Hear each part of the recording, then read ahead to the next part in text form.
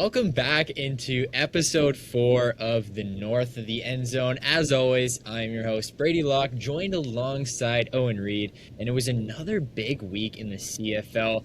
Some very interesting games, and some outcomes that we definitely didn't see happening at the start of the season. So we're now 4 weeks into the CFL, big things are happening, and there's some things we really want to highlight in this episode particularly. It's the Winnipeg Blue Bombers.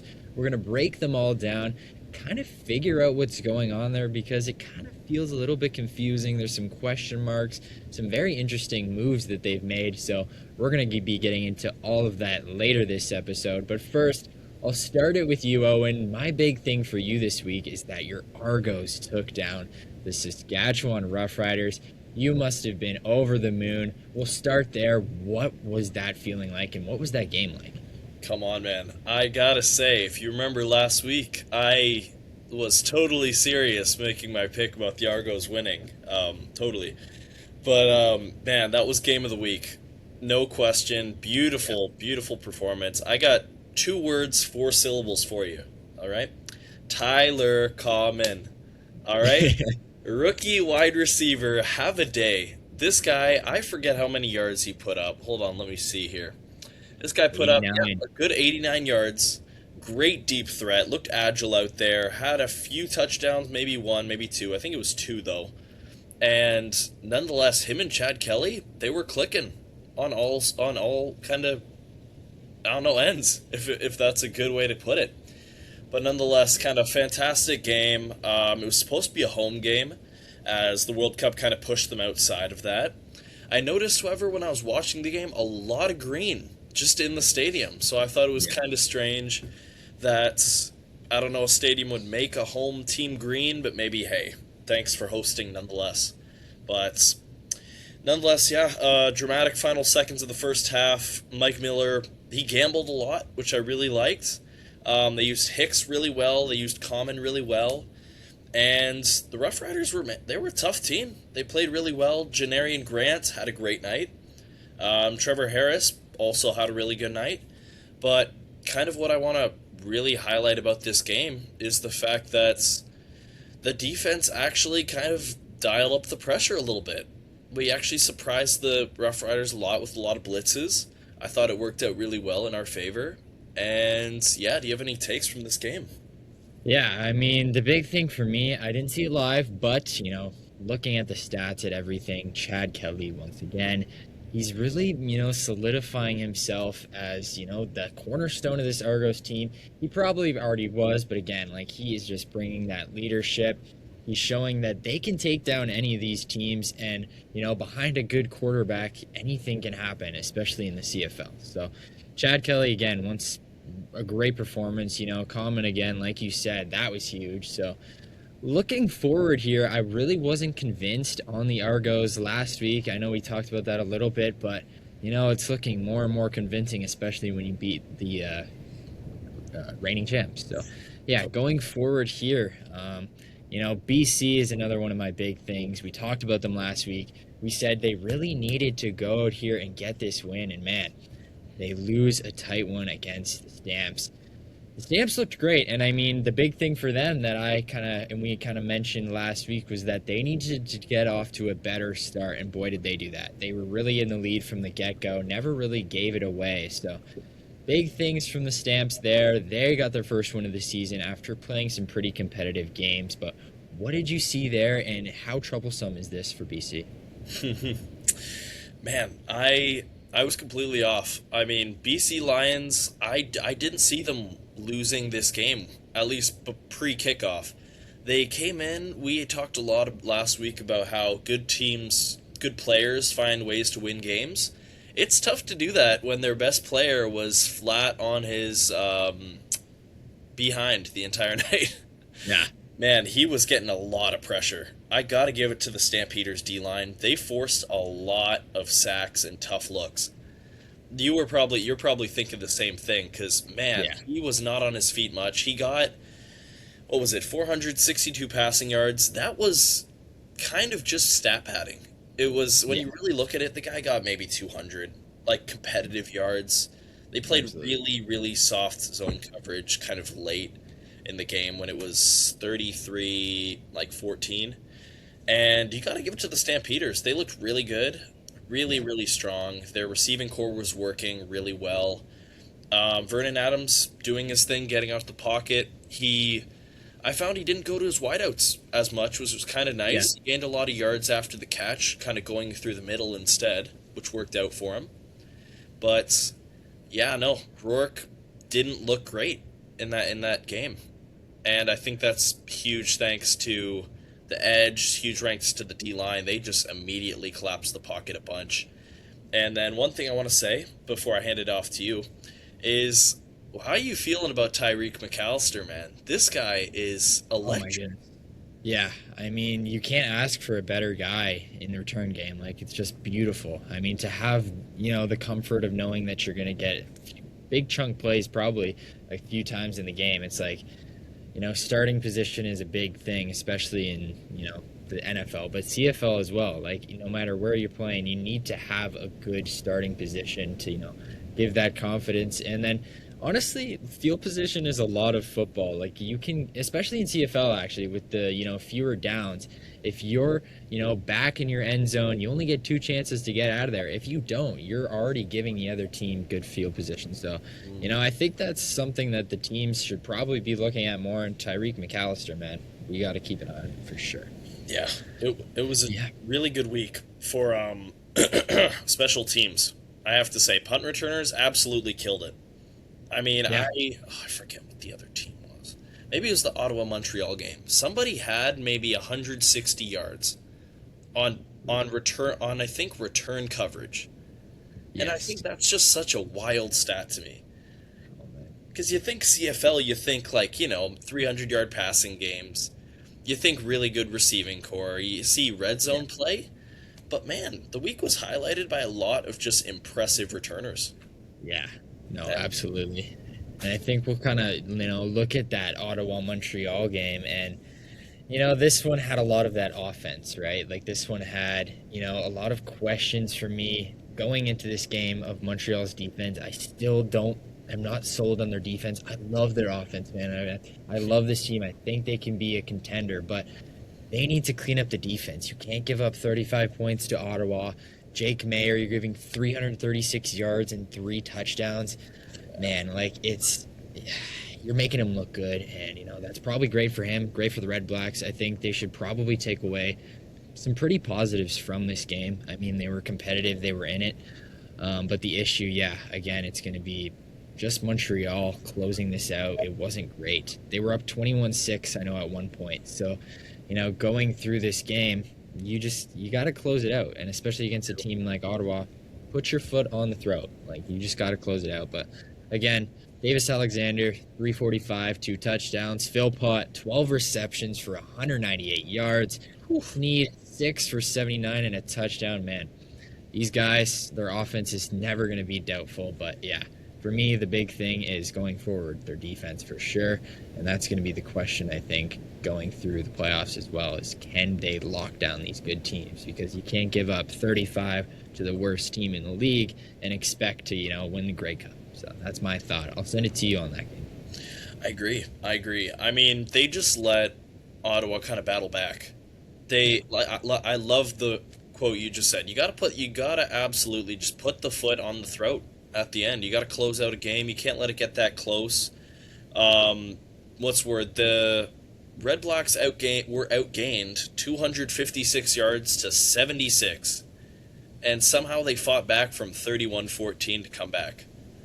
Yeah. So, I mean, from the Red Blacks' point of view, you got to be happy that finally a culture is somewhat clicking, right? You Yeah. know, your Jake Meyer, he played a lot better in the second half. He really rallied this team back a lot, and I think that's thanks to kind of really Ryan Dinwiddie's shortened playbook. If you didn't hear about that, he went down from 90 plays, which is a ton. I don't blame anybody for struggling with that. He struggled with other things, but nonetheless, he went down from 90 to 40 yards. So, how do you feel this kind of helped the team? I think it Yeah. I really did a mean, lot for them. yeah, I think simplifying the game, that's exactly what they did, right? And it, took them to get to 35 points. So, you mean looking at it, there's probably just a lot of positives. I think with Jake Mayer, especially like at this point, he didn't have a great start to the season. Cutting things down, making it simple, allowing him to not have to be, hero every single play. It was tremendous. And I think maybe they looked at Montreal and their defense and was like, hey, this is a squad that we can exploit a bit. So let's just play it simple. Let's do our thing. And we stayed in a competitive game. So I think you should be happy about that, right? Looking at them further, they got rid of Drew Brown, and for me, that's very interesting. But looking at Ottawa in particular, not Winnipeg, for Jake Mayer, this opens the door. This gives him the utmost confidence to know that this is your team, right? This is your job to lose. This is your job to win as well. But again, you don't have as much competition behind you now, so you can go out there, maybe play a little bit freer, do some of the simple basics, but just know that you have the confidence of your head coach that he is giving you this spot. So for me, Ottawa, I think there's a lot of positives, even though they lost this week, to take away from. So I will be a little bit happy with them there. But moving forward to the team I just mentioned, Winnipeg, in their game against Edmonton, came up short. Edmonton now 4-0. Certain people are going to be very happy about that one. The Elks, man, they're looking good, right? They're 4-0. Fajardo is just managing the game super well. Rankin again, the whole team is just clicking at the right time. Rankin again, 106 yards rushing, and then I'm sure he didn't have that many receiving this game, but still, his impact was tremendous once again. Elks, looking at the receiving, it's not anything that stands out too much. Julian Grant, 84 yards, Austin Mack, 58, Luther, just 28 and a touchdown, but hey, they know how to get the job done. And for me, in this one, it seemed like Winnipeg was the issue. It seemed like they were coughing the ball up. They kind of shot themselves in the foot at times, right? The turnovers, just carrying them all the way through here. It's not great. So they have a lot to clean up. We're going to dive deep into them, but I'll give you the chance to kind of go on about the Elks and, see what they have so far. All right, so we are back. So fun. I had a few little issues. Switch scenery a little bit so you guys could see my backyard. Yeah. But nonetheless, going back to what we were talking about, right? The Edmonton Elks, I thought two main things really from their game. One, Rankin, history maker. History for 3 straight games with 100 rushing yards. Incredible. He looks really explosive. He looks really agile. And that's really, really thankful to his O-line. They did really, really well giving him just a ton of space. Maybe it was play calling because he got through really easily. He just cut through this Winnipeg team so much, just like butter, literally. Yeah. And what's the word? Another guy I want to highlight a lot is Grant. Julian Grant, he only had, well, no, not only, but he had 84 yards receiving. He looked really, really reliable. He had, I believe, a touchdown. No, he didn't have a touchdown. Nonetheless, he was really, really good on the outside corners. A lot of ability to kind of make that space, get separation. And I found that he just was a really reliable target. So Yeah. if I'm kind of looking at Grant, I'm seeing a number 1, number 2 wide receiver there. Yeah. So No, I for the totally Elks, he's going to be huge as kind of their season goes on, Yeah, And then and looking at the Winnipeg side of the ball, what do you kind of see there? We'll start getting into them, but in terms of this game, what really went wrong for them? Man, I mean, you said it perfectly. They could not keep the ball. I don't know what was up with this team. They were maybe being outplayed physically. I think it was just like a mental thing after a while. Yeah. Because honestly, Winnipeg's defense kept this game from being really, really, really, really messy. Yeah. Did you end up catching the game live? I didn't live, no. It's okay. But Winnipeg, they just were incredible in the red zone, at least in defense-wise, because the game only ended up being 23-18 off of maybe, I feel like 6 turnovers, which is a lot. Because, man, how do you feel about kind of Caleros at his just kind of older age? He's what, 39? 37? Yeah, he's 39, or pretty sure 39. Let me fact check that. Yeah, I think 39. He's up there either way. He's one of the oldest. 37. 37. How Yeah, do you feel about him just 37 years constantly old. getting hit? I think, what Winnipeg is doing is they're starting to be a little bit, weary of the age. But really, I don't necessarily think he's the problem here yet. Honestly, like, it feels like he can still manage the game. It's kind of like a Bo Levi situation. Obviously, I still give the edge to Bo Levi, but, he's a guy who has the experience to come in here and, still take this team deep in a playoff run. With that being said, I think there's questions that maybe, his age could catch up to them this season. Maybe there'll be a little bit of a drop off. And I think that might be partially why they bring in Drew Brown. And that's going to be another debate that we talk about. But Caleros himself, I think he's played pretty well this season. I'm not too upset about what he's done. Obviously, he hasn't done anything spectacular to really change the game, but he's done exactly what they probably expect him to do, right? Totally. Completely agree. Yeah. Yeah. What do you think of that kind of dynamic now that they have with Drew Brown, Elgersma, Caleros? We'll start there because I think that's one of the biggest situations. Why do you think they brought in Drew Brown? That's a big question. Ooh, I like the big question. I mean, answer is depth, depth, depth. I think personally, giving up a first round pick is a lot to ask for a 30-year-old Drew Brown, who you've Yeah. already kind of seen play for this team. He's played really well for the Blue Bombers. A little bit of a rough patch in Ottawa, but hey, he just lost a job. He even admitted to it. They just preferred Jake, and they've gone with Jake. But at the end of the day, I like Drew Brown a lot. I think he's going to be fantastic when, what's the word? Caleros, he's got 1 year left on his contract. I think Drew Yeah. Brown's stepping up into the role. And I think the dynamic of also having, which we were kind of talking about before this, El Gersma right behind the two of them is really, really promising. Yeah. Yeah. Well, I've got, here's the thing. I yeah, think with Elgersma, I'm super high on him. Obviously he's had, the chance to sit behind a guy like Jordan Love in the NFL, but obviously he didn't play much there. However, that in itself, it feels like he's already seen the game. I know CFL's a lot different, but he's seen the game at its best. He just needs the chance to, go out there and show what he's got, and he hasn't got that yet. In CFL, it's so tough, right? There's only a select number of teams, select number of starting opportunities, and a lot of them are very good players. So, yeah. Elgersma is going to get a shot. Do I think it's this year? No. Do I want it to be this year? Absolutely. However, he's going to have to probably take his turn and wait. And I don't think it's necessarily a bad thing, right? Being behind a guy like Caleros is amazing. You have so much to learn from him, so much experience. And now he's going to also get to learn a little bit from Drew Brown in terms of, being a backup in this league, kind of seeing a lot. And Drew Brown's seen a lot in his time, not being a real starter. Most of his career, he's seen so much. So Elgersma, as much as I want him to play and as much as I think he has a lot of potential in this league, he's in a really good spot. Like, there's a lot for him to, learn from and actually, ingest before he fully gets his shot. Because, to be honest, in the CFL, it being such like a quick turnaround and, quarterbacks being in and out, if you play bad, you don't get a really long leash.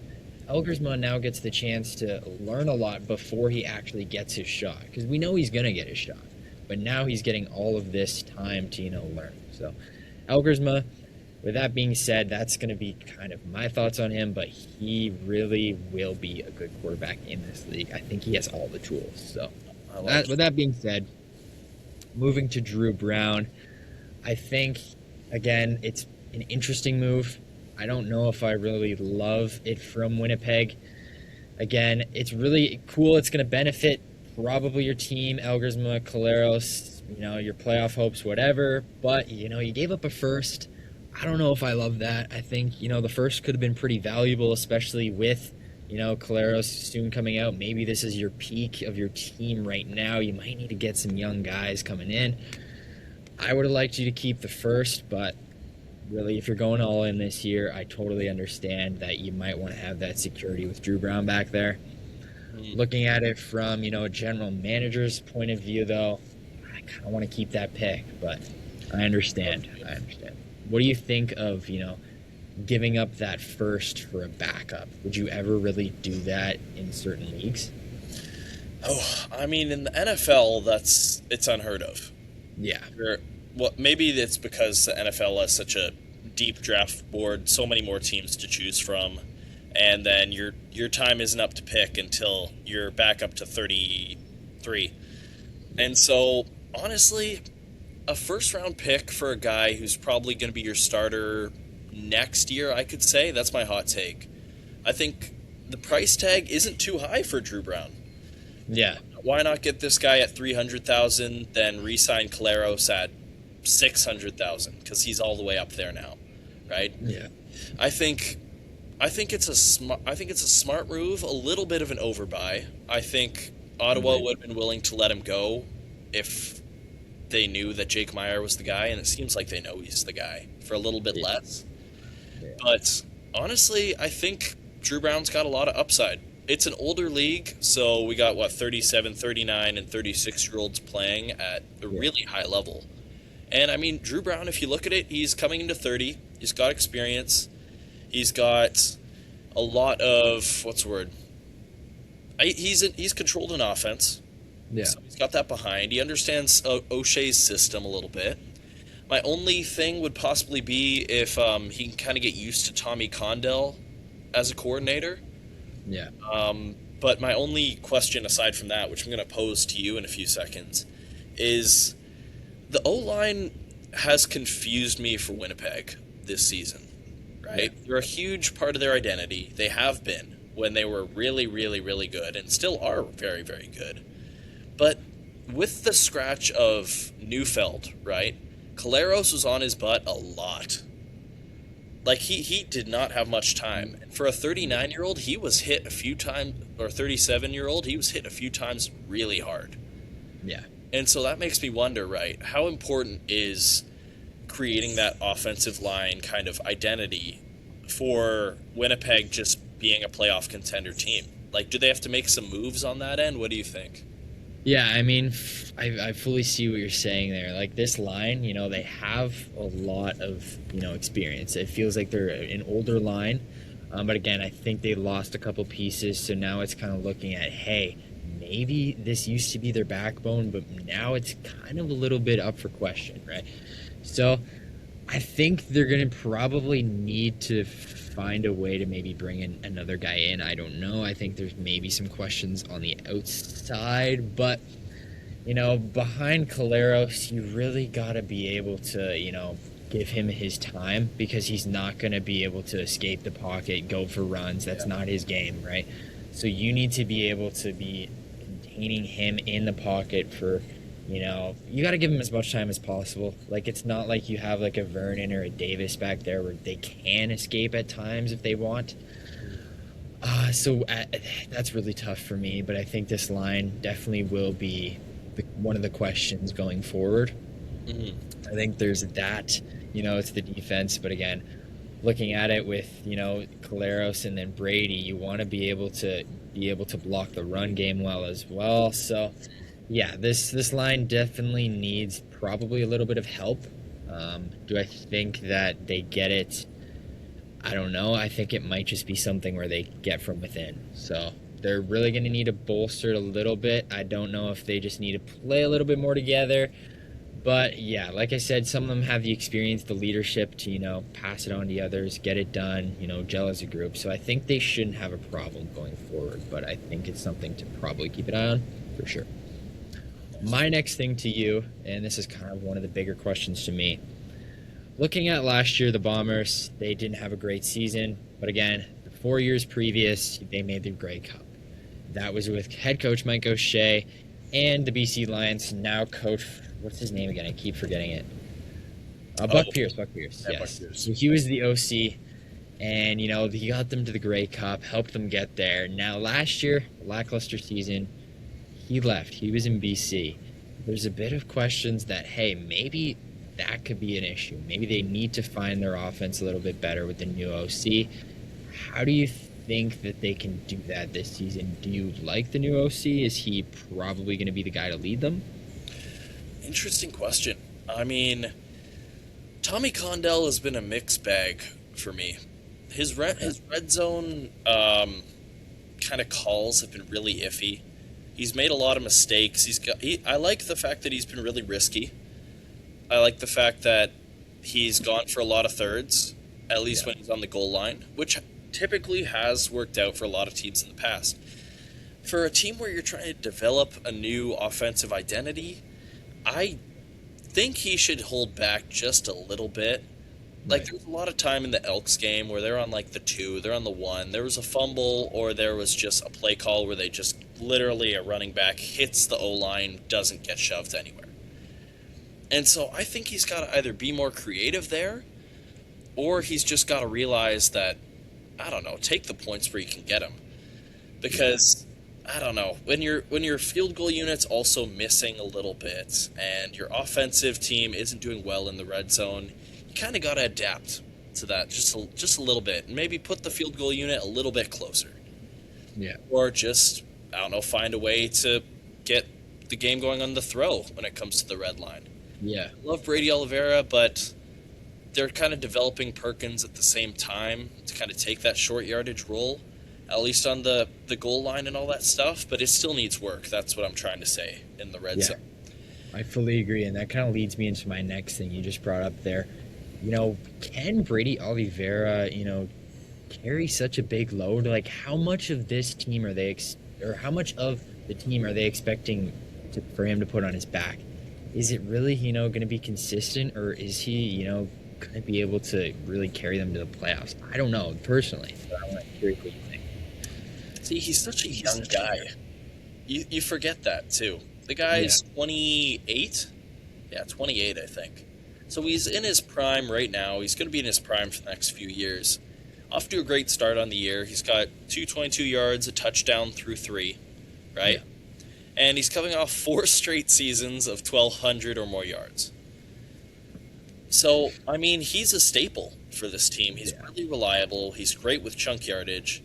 And as much as I hate relying on a running game in the CFL because there's only like three downs and you have to always kind of gain about 5 to 7 yards to have a productive day from the rushing core, at least from Brady Oliveira. yeah, That I think the talent is there, the speed is there, the athleticism is there. I just think he's kind of caught a mesh with the O line, and I hope Neufeld, or what's the word? Not Neufeld. Yeah, Neufeld stays in. I hope that gives him more space and the ability to open up kind of pockets, just to yeah, give him a lot more, I don't know, opportunity to run and all that mm, stuff. He's doing a lot right now to get around, but yeah, nonetheless, I think he's got a good shot at being just at least competing with Rankin at the top of the running back class. I think we've yeah, talked about that on a previous podcast too. But man, he's a great player. I think he's got a really really high ceiling at only 28. yeah. And I don't know, as I was mentioning, Bryce Perkins, I think they're trying to convert him to like a Tommy Stevens role, Okay, but yeah, he plays a lot like a tight end. He's like a really big guy. yeah, Maybe he's trying to do a chunk yardage, but I think if they could develop a nice little like duo, if I don't know, Colney were to yeah. that. Yeah, no, that's very interesting. Like, I think, with Brady, it's obviously the guy's a stud, like MVP candidate for sure. But how much of the offense can he really take and be relied to, bring in, night out? It's questionable to me, but I think he can definitely do it. And I think that's why you have these guys. It's like, when you looked at, the Giants when they had Saquon, like that was like all they had, right? Like they were just relying on him, and obviously he left eventually, but it didn't really work out, right? It didn't work out in the end. So that's kind of the first place my head goes. But again, I think the Blue Bombers will be just fine this year. I think they need to figure out their footing a little bit. Again, the big questions for me: offensive line. We're gonna look at that a little bit. Keep an eye there. I think, the offensive coordinator, the offensive plays, the offense as a whole without Buck Pierce, that's still in the question for me. And then looking at the defensive side of things, what do we think there? Because it's a little bit confusing to me because I think they played well last week. I think they've shown they can play well, and it's just going to be about whether their offense can put them in good positions because they put them in a terrible position last week with all those fumbles. So the defense for me, I think they can be good. I think they can, be enough for this team. I'm curious what you think. You know, I think their defense is just fine. They haven't given up a lot of points this season, Yeah. if you really look at them. I mean, Yeah. they held the Elks, who are really hot, to only 23, which Yeah. is impressive. Off 6 fumbles. So it's like, that's that, really good. that is crazy to me. That takes a lot of resilience. You're just constantly in the loop, going from sideline in there. I'd be so pissed off if I were like Tony Jones, as like a veteran. I'd be like, no, wow, just guys, even just run the ball a little bit more. Anything to just keep the ball and give us some rest. Yeah. But yeah, my only thing they really need to adapt to is kind of their early starts to each game, right? They've given up a flawless opening drive in their last two performances. I think Yeah. that's a lot when it comes to setting the tone for a game. I mean, whenever you're just constantly on the back burner, you're constantly catching up, and that's mentally exhausting. Even though Caleros can do it, he has the winning mentality. Even at 39, he looks mentally great. He's got the good physical kind of appearance and stance to him. I just think it really matters that you got to force the offense sometimes to struggle early on. And they kind of went down early. The fumbles kept hurting them, and so they never really got quite in this game. But yeah, really, I Okay. just think the D line's been very good. They applied a lot of pressure, but at the end of the day, you just got to click early. But what are Yeah. you thinking? I mean, they got an Yeah. interesting secondary. There's a lot of off-season kind of turnover, so I'm kind of Yeah. curious what you think. Yeah, I mean, you covered most of the bases there. I think they picked up some guys in the secondary this season, but again, that line has always kind of been, one of the bigger parts. They've had, a lot of those guys. Who was I looking at this earlier today? That was just one of their absolute studs. Mm, I'm trying to think. okay. Anyways, but looking at it again, this team they have so many positives on the defense. I think they'll be just fine, and they've shown that they can, like you said, contain teams like the Elks who are so hot. But I mean, the one last thing that I want to look at here on our analysis, Hmm. the Bombers. They had a sold-out crowd this last game. Their home field advantage and their team culture, I think, is one of the things that puts them above the others, and gives them that edge every time they play a home game. Even when they don't play a home game, right? So Yeah. for me, the Bombers, they're a team where I'm still a little confused, and I think you probably would agree with me going into this. You think they're just a mixed bag, and that's so valid. Like, I think that's such a great point.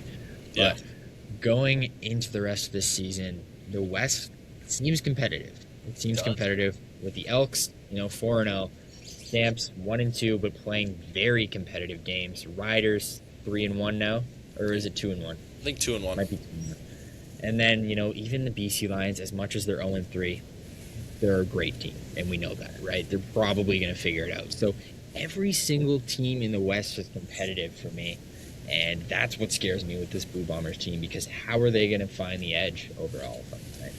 Yeah. My question to you now is, what do you think the ceiling is for this team going into the rest of the season? Ooh, I gotta ask, are you talking results-wise? Like, as in, like, Yeah, I'm saying, do prediction? you think they can make a deep run in the playoffs? Like, what is their ceiling, do you think? Are we looking Grey Cup? Is that in the question? Ooh. I'm not gonna lie to you. I don't see a Grey Cup in this team's future. I don't see it in the next 2 years. I think honestly the age is just kind of catching up to them. As Yeah. you mentioned a few times, actually, they're 4 straight kind of consecutive Grey Cup appearances. That was when their team was in their prime. They had a lot of young studs. They were clicking through that. They still have the great fan base behind them. They have a huge culture surrounding winning, and they'll play hard in every single game. It's just their Exactly. wide receiving core getting a little older. Their defense getting a little older. O-line getting older. Drew Brown, he'll probably step in well, next year. Caleros, shout out him. He has had an amazing career. And you will be missed by the Winnipeg Blue Bombers. But sometimes I think with bringing in a new offensive coordinator, bringing in O'Shea, you're just kind of transitioning to a new era. And with Yeah. transition comes just a lot of hardship you got to go through. And so next week, actually, Winnipeg is facing Hamilton, Yeah. right? That is Yeah. a tough team. They personally are my number one in the power rankings, even over the number one Hey, wow. 3-0 Elks. I think they're hungry. They've been very close in every single game. They're really young. And so this game will kind of show whether our prediction's right or not. Yeah. Whether the kind of youth of the Hamilton team beats the experience and kind of aging athleticism of the Bombers. But yeah, what are you thinking kind of heading into that game? Yeah, I think that's going to be a pivotal game. I think we saw the matchup earlier in the season already. Yep. Hamilton took them down, but I think it's going to be probably the same results again, right? I mean, I just harped on it a little bit. That home field advantage for Winnipeg is so huge, and this one's in Hamilton this time. The last one was in Winnipeg, and, it didn't go their way. So it's hard to see it going their way this time in Hamilton, but it really could go either way. This is going to probably be another vintage matchup between Levi and Caleros. Love to see it again, right? That would just be amazing. But Timeless people. yeah, in terms of the game, I feel like Winnipeg needs it more than Hamilton does at this stage. But going back to, a bigger outlook, my last point, I agree with you, and I don't think this team is going to really even sniff the Grey Cup, right? So Yeah. I'm going to kind of leave it there with the Bombers. I think we've kind of wrapped it up pretty well. I think so. Caleros, he's been such a great guy, such a great part of this team for so many years, but it's going to be an unfortunate, I think, end to his story. As much as I want him to see him go for another run, I think this is probably going to be, the retirement tour. Yeah. As much as that is, right? I like it. I mean, last thing for me, if he's going to go out, right, why not go out with a bang? Exactly. He's got a really fun receiving core. I love Tim White. Yeah. I thought he played really, really well. He has 194 yards so far. He's a really big threat. That was a big off-season signing for them. And I think, hey, why not just have fun with a really fun weapon, right? Their deep ball is connecting. They're only going to get better as chemistry kind of builds. And so I'm thinking, hey, why not Winnipeg have some fun this year? Yeah. I mean, BC. really never. So Yeah. you got that edge. That's going to be fun. You really do never know. And again, with the playoffs this year, the crossover, you find yourself fourth, you're in the playoffs, anything can happen, especially with a guy like Caleros who's been there before. So we'll have to see. But again, looking forward to this week. We'll wrap things up with our predictions. Starting, Thursday night, your Argos are going to visit the Stampeders. Both teams coming off big wins. This is going to be a very interesting and probably really fun game. Yeah. What do you see going on here, Owen? Oh, it's a fun quarterback duel. Two guys who like to get out of the pocket, which is always a really great time. It's literally it's like Lamar and Allen. Well, they're not Wow. Lamar Allen, but it's just a fun matchup between two guys who haven't faced each other in a hell of a long time. So I'm thinking, Calgary at home. They're really tough though. I like the physicality of the Argos, though. Not to be biased or anything. I think Coxie, he looked really good. Kind of off the score sheet, he put up a lot of chunk yardage. That was kind of the theme of the receiving core. And so it's going to be up to the Calgary secondary to stop that. If they can stop yards after the catch, it's their game. But I think Toronto's going to get it done. So what about you? All right. What are you thinking? Yeah, I'm going to probably just play devil's advocate here and go with the Stamps, honestly. I think this could be, obviously, I really think it's going to be a close game. Stamps have shown they play every team close this season. So it's going to be probably the difference is whoever gets off to a better start. And I think we've seen that with the Stamps. If they can get off to a good start, they'll win this game. If they don't, right, they're probably going to lose. And, Kelly's going to, put up another 40 points on them, right? Yeah. But Stamps, I think, take this one. It'll be close, but I really think this is probably the matchup of the week. So that's going to be a really fun one. Thursday night, We'll have to see. But I'm going to go Stamps. Moving forward, Rough Riders going to Ottawa, facing the Red Blacks Friday night. As much as probably everybody's thinking that this is the, easiest Saskatchewan game of all time, could we see a Red Blacks upset? What do you think? I don't know. Like you said, easiest Red Blacks game or easiest Rough Riders game of the season or of all time is kind of crazy. Right, not of the season. I was like, damn, all right. Put some respect on this on Diet Dinwiddie. But nonetheless, I think it could be the trap game could be in the future. Yeah. I don't know. You're at home. You're not expected to win, really. No one's picking Ottawa to really win. No. And so, hey, why? I'll actually say Ottawa. Really? I think Okay. Rough Riders will come in with a little bit of a swagger, even though they lost. Yeah, I think Ottawa's actually going to get their first win. To be honest with you, I think this is going to be really close. I'm honestly a little bit leaning Ottawa. Like Rough Riders, they have, by looking at their injury report, it looked pretty hefty this week. Yeah. So there's some questions there still, especially with the wide receivers. But even so, like I think Ottawa's probably going to get a little bit of confidence from that last game and be like, hey, we're going to go out here, play it a little simple, do our thing again, and really see what happens. Because I really think at this point, being 0-3, or is it 0-4 now? I'm not sure. 0-3, yeah. 0-3. There's only 3 weeks. Yeah, this week 4. 0-3. It's almost time to just have some fun with it and see what you got. So Ottawa could go out here, surprise some people, and maybe get this win. Okay. So are you pro Red Blacks then? I'd like. No, I didn't. No, wait, no. I'm definitely not pro Red Blacks. Let's not get that. Let's not put that out there. I respect. Yeah. I respect. I think this could be a trap game, like you said. It could be a sneaky little one. So, moving forward, Saturday, July 4th, Edmonton's visiting BC. 4-0 Elk or 3-0 Elks going into the 0-3 Lions. Man, this should be interesting. This is the weirdest little 3-0 0-3 matchup I think of all time. Yeah. Right? You really did not expect either of these teams to be in this position. How much are we on this Elks train and how much are we off the Lions train? I think that's really the question here. I'm going to, get your take first. Elks or Lions? I'm still deciding. Oh, I wish I had some time to stall too. Yeah. I mean, if you told me the BC Lions would be 0-3 heading into the year, I'd laugh. Oh man, me too. I just didn't see it, and so I think that's what got everybody That's what's got everybody going. I mean, you see 0-3, but then you think the Lions, and you're like, okay, it's a good team, right? They don't deserve to be 0-3, but they are. Yeah. And their offense couldn't get going. Their defense wasn't good against the Stampeders.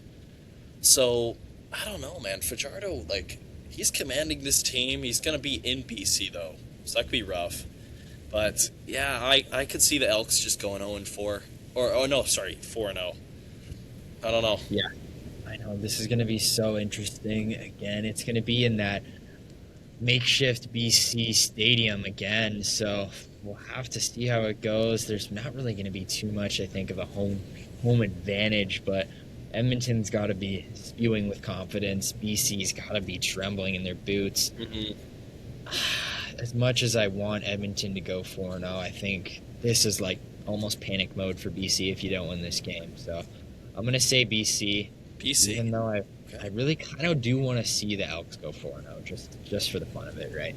But BC is going to probably get this win and move 1-4. I think it's going to, bring some more balance into the West and the league itself. So yeah. Last but not least, looking Sunday, July 5th, the final game of the week. And, probably the pivotal one we've been talking about here so far. Winnipeg, Hamilton.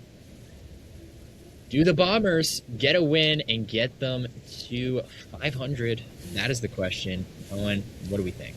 I know you kind of leaned Tiger Cats earlier. Are you still on that train? I mean, man, I love a Levi Mitchell and Caleros matchup.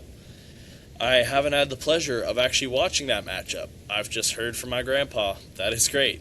So, nonetheless, I'm going to see two old guys in a pocket throwing great Oh football. yeah, I'm so just excited to see it. Nothing just I'd rather do. Yep. oh yeah, just cinematic, old school, two Mm, guys just tossing the pigskin. It's gonna be beautiful, right? big skin. Oh, We yeah. will have to see. I think I'm gonna probably lean Ticats. I think in Hamilton this will be too much to Yeah. probably overcome, but I think the Bombers. With that being said, I said it earlier. I think they need this game more than the Ticats do. Mm, Although I don't think there's much they can say about it. The Ticats will win this game.